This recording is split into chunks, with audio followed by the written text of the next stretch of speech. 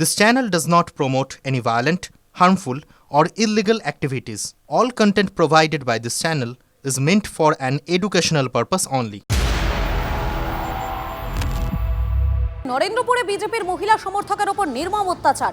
BJP করায় মহিলার চুল কেটে দেওয়ার অভিযোগ, মহিলাকে বিদ্যুতের খুঁটিতে বেঁধে মারধরের অভিযোগ। কাঠগড়ায় প্রাক্তন তৃণমূল বিধায়ক ফিরদৌসী বেগমের অনুগামীরা অভিযুক্তদের চিনি না, পাল্টা দাবি প্রাক্তন বিধায়কের।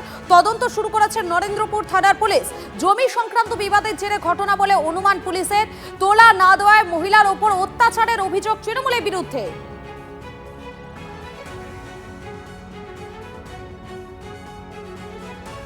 আরো একবার জানাই আপনাদেরকে, নরেন্দ্রপুরে বিজেপির মহিলা সমর্থকের উপর নির্মম অত্যাচার। আমাদের প্রতিনিধি সুমন রয়েছেন আমাদের সঙ্গে। সুমন, এই বিজেপির মহিলা সমর্থকের উপর নির্মম অত্যাচারের খবর আসছে তো নরেন্দ্রপুর থেকে, তুমি এই মুহূর্তে রয়েছো তার সঙ্গে, কি অভিযোগ করছেন তিনি?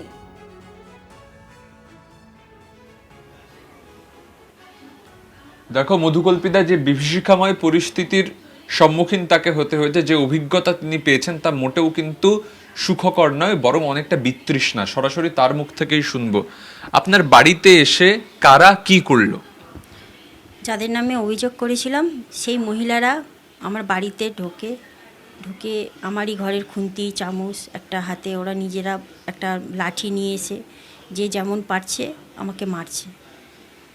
এবারে একটা আমার ওড়না নিয়েই এত জোরে গলায় ফাঁস দিয়ে বলে মেরেই ফেলে দেবো আজকে। তখন আমার মেয়ে খুব কান্নাকাটি করছে, আমার মাকে ছেড়ে দাও, আমার মা মরে যাবে, আমার মা মরে যাবে।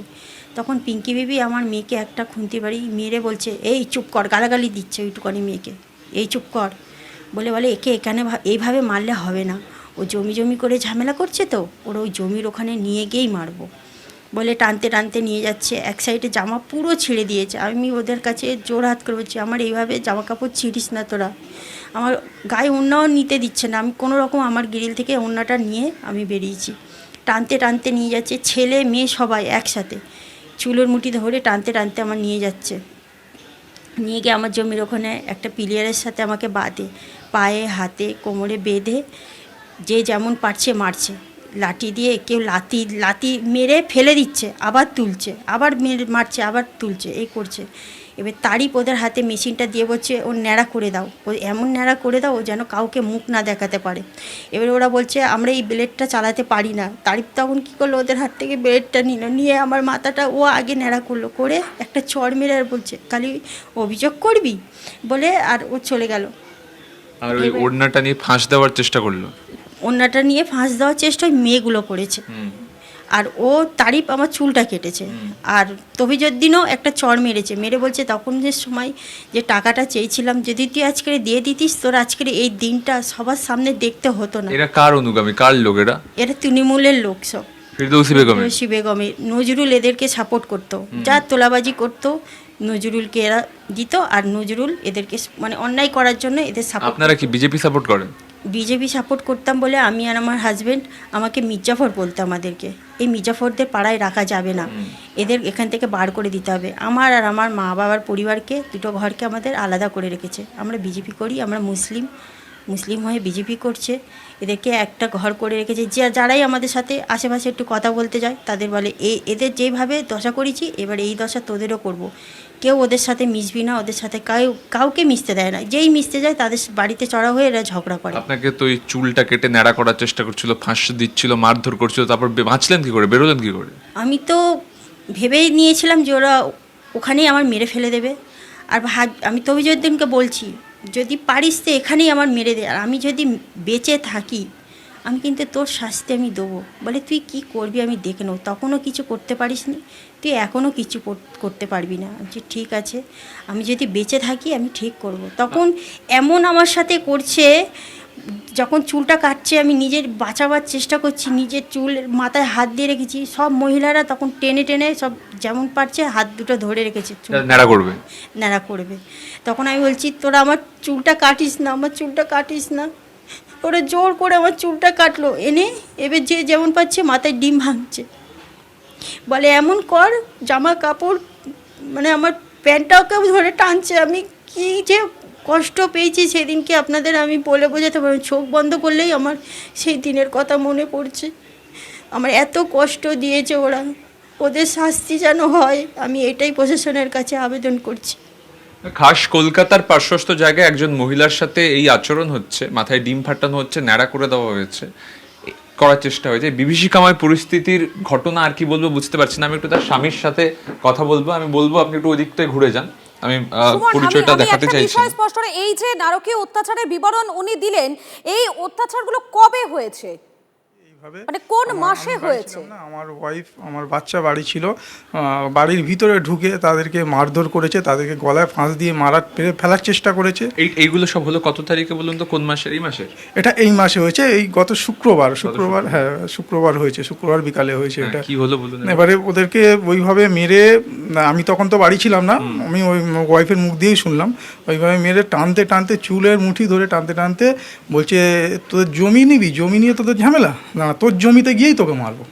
ওইভাবে ওকে নিয়ে গিয়ে জমির পাশে একটা প্লেয়ার আছে, মানে প্লেয়ার, সেই বর্ণনা তো শুনলাম, উনি বললেন নৃশংস ঘটনা, একদম মানে মানা যায় না। কিন্তু এইগুলো হচ্ছে কেন? আপনারা শুধু বিজেপি করেন বলে? বিজেপি দুটো কারণ, একটা কারণ বিজেপি করি, দুটো কারণ আমাদের কাছে ৭৫,০০০ টাকা তোলা চাওয়া হয়েছিল, সেই টাকাটা আমরা দিতে চেয়েছিল।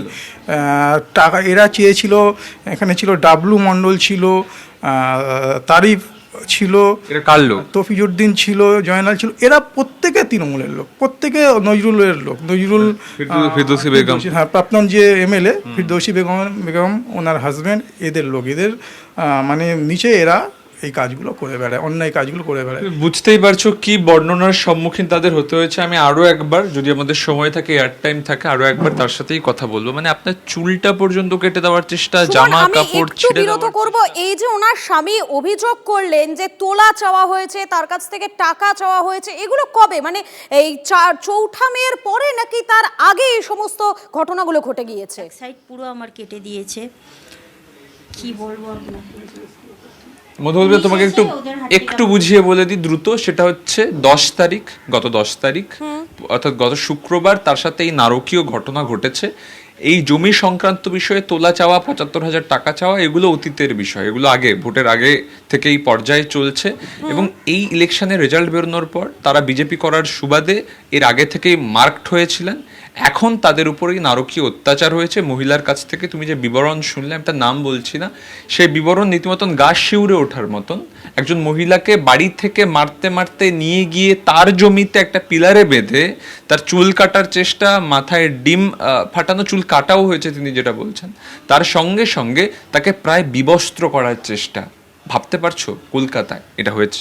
একেবারেই আপনাদেরকে শোনালাম এই মহিলা যার উপর অত্যাচার, নির্মম অত্যাচার চলেছে, সেই বিবরণ তিনি নিজের মুখে দিলেন। তার স্বামীও রয়েছেন, তার স্বামীও একই কথা, সেই হাড়হিম করা ঘটনার কথা তারা বলছেন। এবং এই পুরো ঘটনাতে কাঠগড়ায় প্রাক্তন তৃণমূল বিধায়ক ফিরদৌসী বেগমের অনুগামীরা। এবং ফিরদৌসী বেগম, প্রাক্তন তৃণমূল বিধায়ক, তিনি কি বলছেন এই প্রসঙ্গে একবার শোনাই আপনাদের।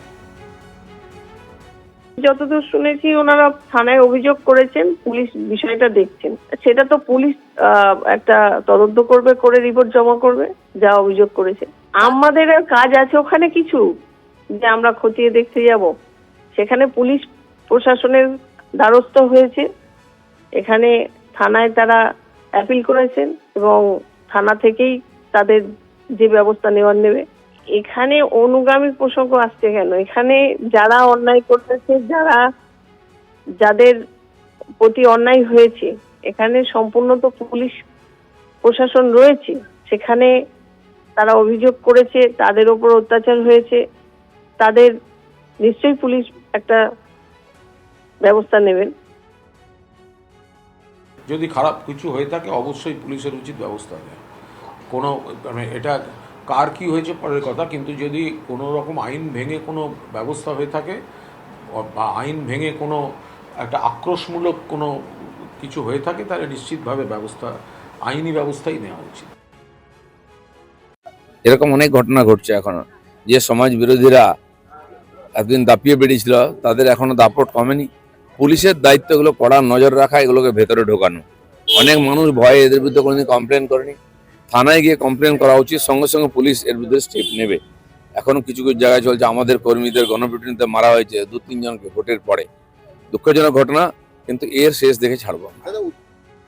এই মুহূর্তে আমাদের সঙ্গে রয়েছেন সোনারপুর উত্তরের বিধায়ক দেবাশিস ধর রয়েছেন। দেবাশিস বাবু, নরেন্দ্রপুরে বিজেপি করায় এক মহিলা সমর্থকের উপর নির্মম অত্যাচারের অভিযোগ উঠছে। বিজেপি করায় ওই মহিলার চুল কেটে দেওয়ার অভিযোগ, মারাত্মক অভিযোগ, বিদ্যুতের খুঁটিতে বেঁধে মারধরের অভিযোগ উঠছে। কালকে ব্যাপারটা আমার কাছে রিপোর্টেড হয়েছে।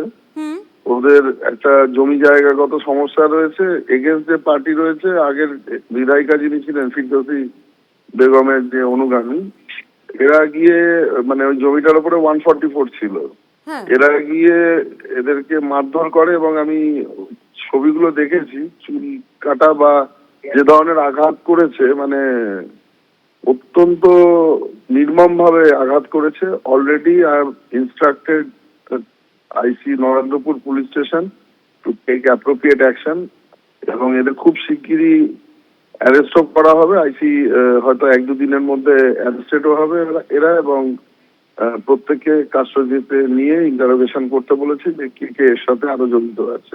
কারণ এদের এই প্র্যাকটিসটা দীর্ঘদিন ধরে আছে, এতদিন ধরে দাদাগিরি চালিয়েছে, তো আমরা খুব শিগগিরই এই প্র্যাকটিসটাকে শেষ করবো।